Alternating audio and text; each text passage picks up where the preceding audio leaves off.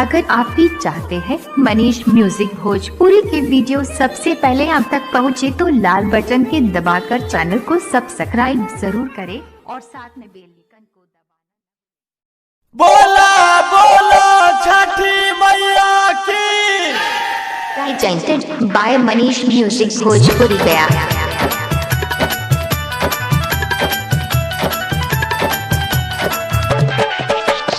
DJ Shivnarayan mix by Manish Sharma.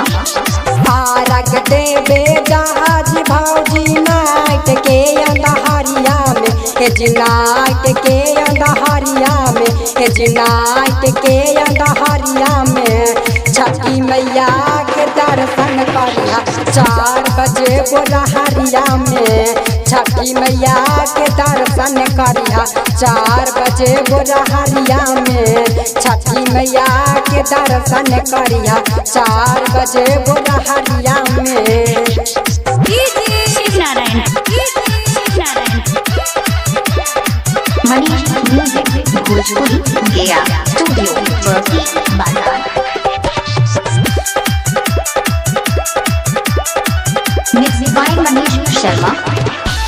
तो हर बान के लालसा पूरा करता छठी मैया जी करतो छठी मैया जी करतो छठी मैया जी छठी मैया के दर्शन करिया 4 बजे बोरहरिया में छठी मैया के दर्शन करिया 4 बजे बोरहरिया में छठी मैया के दर्शन करिया 4 बजे बोरहरिया में। शिवनारायण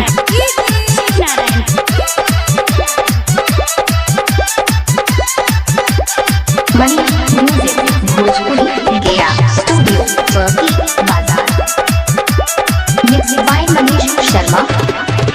मेकअप करके जहाज भौजी छठी माई के घाटिया पर छठी माई के घाटिया पर छठी माई के घाटिया पर छठी मैया के दर्शन करिया 4 बजे बोरहरिया में छठी मैया के दर्शन करिया 4 बजे बोरहरिया में छठी मैया के दर्शन करिया 4 बजे बोरहरिया में।